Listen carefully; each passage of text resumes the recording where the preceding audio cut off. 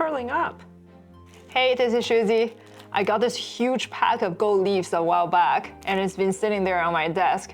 I think it's finally about time for me to actually try to use it.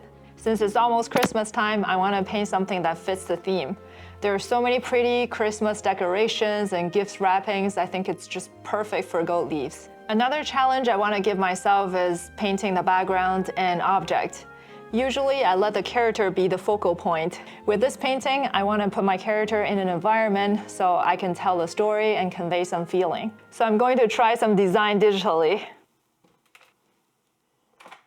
So I set up my canvas. I think she's gonna be a relatively small character. So maybe something like this. She's just wrapping this gift on the table. So she's wearing a Santa hat and maybe some Santa costume. Maybe her left hand is holding a ribbon here. And I can have some Christmas trees in the back. Maybe she has a pile of gifts here, mini boxes. So I got like the elements, but well, this is kind of what you see in any Christmas card. What you doing? I'm just doing this Christmas painting. I want to use the gold foil. I want to do more backgrounds, but my character looks a bit boring. Any wacky idea? Why don't you just have maybe her doing her stuff with a Christmas hat? Be serious! You don't have to draw the three-dimensional stuff. Okay, so then you want more background, right? So a Christmas tree, Yeah. a fireplace or something? What? I don't know, it's fire. It turned, okay, it's turned. A window or something here. Okay. Well, you wanted more background. Here, you can expand on that idea. I don't think this helped. I can hear you. I think the angle is the problem. I want the gifts to be bigger, like maybe in the foreground. Here, she has some ribbons here, trees, fireplace. You wanted something wackier though, right? You can, you know the ritual of putting out milk and cookies, right? For Santa? Maybe you could have her, I don't know, putting out the cookies. Or no, like you, she's stealing a cookie. That's a good idea, but that's not me. Yeah, that's what she does. She steals food all the time. So with Gary's idea, I went to look up how to do 5-point perspective to get that fisheye view. Well, I don't sneak food, but I gotta make my own reference. And this is the first time I'm doing the 5-point perspective. And I quite like the character, and I learned a lot. It definitely brings a new look to my painting. I think I should draw more in this perspective to improve my background drawing. So there I have my character, but I never used this product, so I did a small painting to test it out. It looks so bad, I don't even want to show you. What I did was a Christmas tree with a bunch of gifts here. Initially, I thought the gold leaves are perfect for the ribbons on the gifts, but they're all lumped together because the painting is so small. Also because they have to be glued on, it just doesn't have a very sharp edge. But I'm definitely going to use the gold leaf in this painting. I have all these products to seal it and to glue it on, so you will see how I'm going to use it in the real painting later. Because the ribbon didn't work out, I decided to use the ribbon on the Christmas tree. It turns out okay. I think it's better than the ribbon on the gifts, but I'm just afraid it's gonna grab too much attention because look how shiny and reflective it is. Anyway, there's so much I don't like about this test painting, but that's the whole purpose of trying it out. Let's get to the real painting. I printed the design on regular printer paper, then I'm piecing it together manually. I think some photo editing software has the poster option, and it splits the original image into a few pages with cut marks. But Clip Studio Paint doesn't seem to have this function. If you know a better method, let me know in the comment. Because this painting is for Christmas, of course I need some nice red and greens. I'm selecting color from my color cards, and I also pick yellow and blues for accent.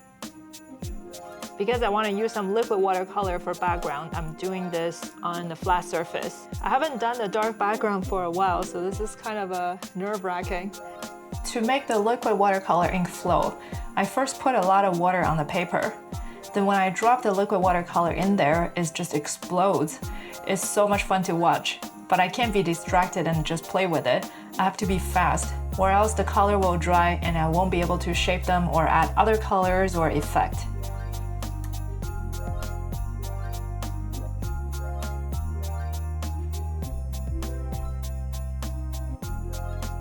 Here I'm adding the glow for the hanging starlights and also paint some of the edges of the Christmas tree so it connects well with the background. In my design, I also have the ribbon and ornaments hanging from the ceiling, so I'm using yellow to cut through the dark backgrounds to indicate those. I'm adding all those while the background is still wet so it can create a blurry look and set all the way in the back. Now this is the background after the first wash. I gave it some time to dry, and now I'm painting my main character. Following my usual process, I'm starting from the skin and cloth. For her robe, I'm painting it as saturated red for a Christmas vibe.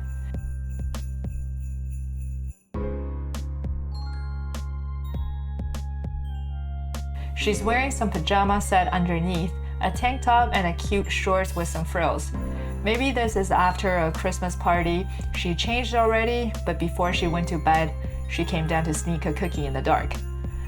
I'm slowly adding details, and the painting is coming together. However,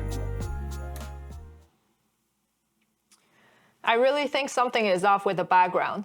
For this cheerful feeling, I think I need something brighter. So let's do it again.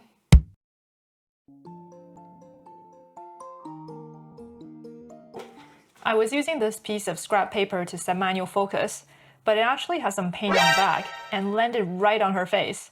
And it has to be some staining blue that I can't wipe off. Looks like I have to start again just one more time. This time I want to create a lighter background for a cheerful feeling. I want the lights to spread out throughout the painting and have some bokeh effects. But I can't do this on dry paper, and I think it would take some time. So I splashed the whole paper wet, both front and back, making sure it's fully saturated. Now the paper is all soft and stuck to the board underneath. It's a perfect surface to do a wet in wet technique. I'm starting from a corner, quickly adding darker and yellow shades, and carefully leaving some white circles to mimic the light glow of a bokeh effect. But since I don't usually paint this way, I'm not quite sure how the light should be positioned, so I'm constantly looking at my phone with a reference photo to lay these circles. It's definitely an interesting background effect that I can do more in the future.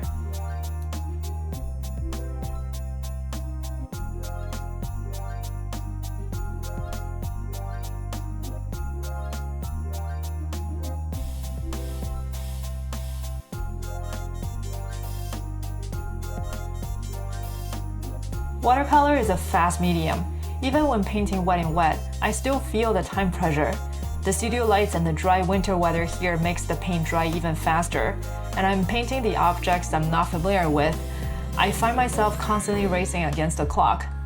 I quickly painted in the rough shape of the tree and making sure it connects well with the background with a blurry look.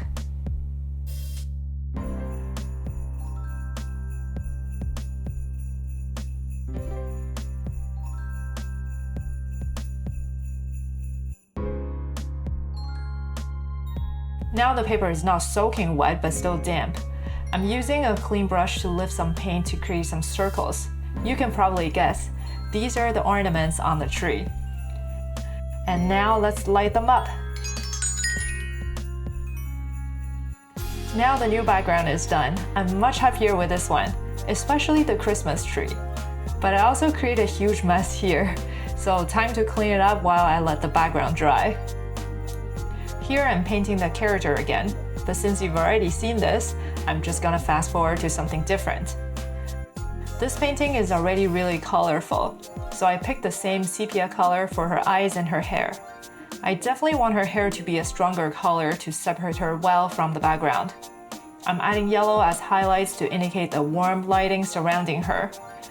I also designed this short hairstyle for her to go with her mischievous look.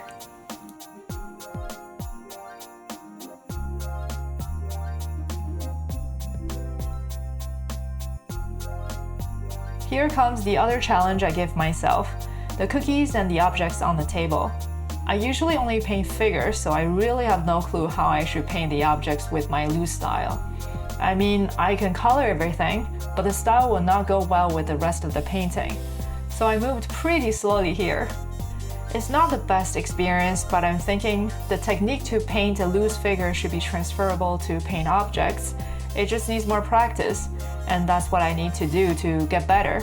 So there's really nothing to worry about. I'll just go slow. For the long ribbon on the table, you're probably wondering why I'm leaving it unpainted. I designed it specifically for another challenge I gave myself. Do you still remember what it is? I'll do it after painting everything else.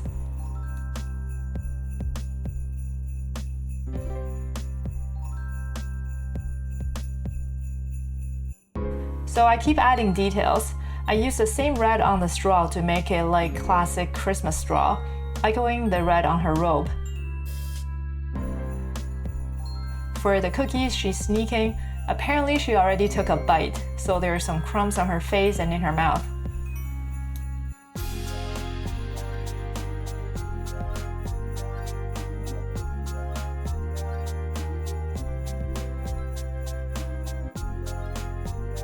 There are quite a few things on the table already, but the plate looks a little bit boring, so I'm adding some floral patterns to decorate it. And lastly, on the table, there are a few gifts. I don't want them to fight for attention, so I'm using lighter and more muted color and try not to paint in too much details. Originally, I have a whole pile of gifts under the tree, but you probably noticed that I removed them in this new version. I feel they're just adding extra busy details but not adding much to the composition or the story.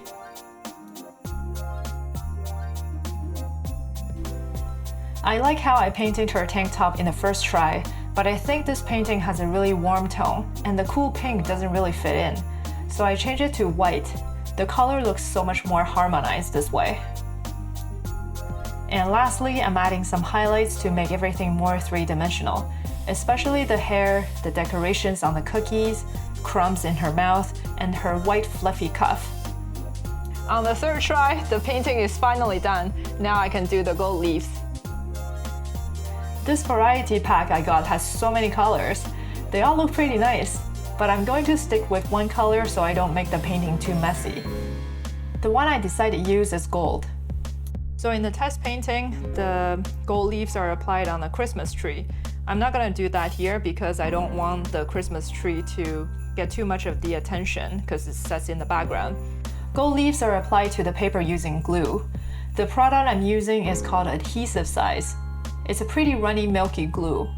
I apply it to where I want the gold leaves to be applied. The gold leaves are really delicate. You saw how it curls up so easily at the beginning of the video. Oh, speaking of the beginning of the video, there has been so many hiccups and new challenges I'm taking on in this painting, and I failed twice. I almost forgot the whole point of me starting this painting is to make use of the gold leaves. Well, back to the process. They're very easy to tear. I keep breaking it as I pick it up. I use my hands at the beginning, but they keep sticking to my fingers. So I'm using a tweezer this time, but it's too stiff and hard to control. I saw there are tweezers made specifically to handle gold leaves and I was like, why do I need that? I have a tweezer. Now I know why. Those are made with bamboo, so they're anti-static and they're looser and easier to control. So with what I have, I just keep struggling and applying them. It's been drying for about half an hour, so I think I can safely brush it off according to the instructions online. Ooh, the edges are much sharper than the test piece. I guess this time I let it dry long enough, so the glue completely dried and I apply the glue really carefully following a straight line. So that's good. You probably noticed that I only put the gold leaves on certain sections where the ribbon is supposedly reflecting light, because I don't want them to look lumpy as they were in the test piece. But after I brush off the rest of it, it looks kind of weird. It's like part of them fell off already. So I added more to cover the whole ribbon. But now it looks lumpy again, and the whole ribbon is so shiny with no clear separation. Then I suddenly thought of the antique glaze. I initially thought it's useless for this painting because it's for making the gold less shiny and to give it an antique sheen. But if this product takes the sheen off, if I put it on the shadow section of the ribbon, maybe it'll look like it's under the shadow. So I did that and it actually looked pretty good. Now it looks more three-dimensional. I'm glad I found a use for it. And lastly, I'm putting on the sealer to prevent oxidization. And the painting is finally done. The painting took me about 3 weeks to do, much longer than I expected because I just had to throw in so many things I've never done before, like the fisheye perspective, painting non-human objects, and the bokeh background, and of course, the gold leaves. But I'm really happy how it turned out. This painting and the prints are now available in my shop. Go check them out, and I hope you have a Merry Christmas. And don't sneak cookies!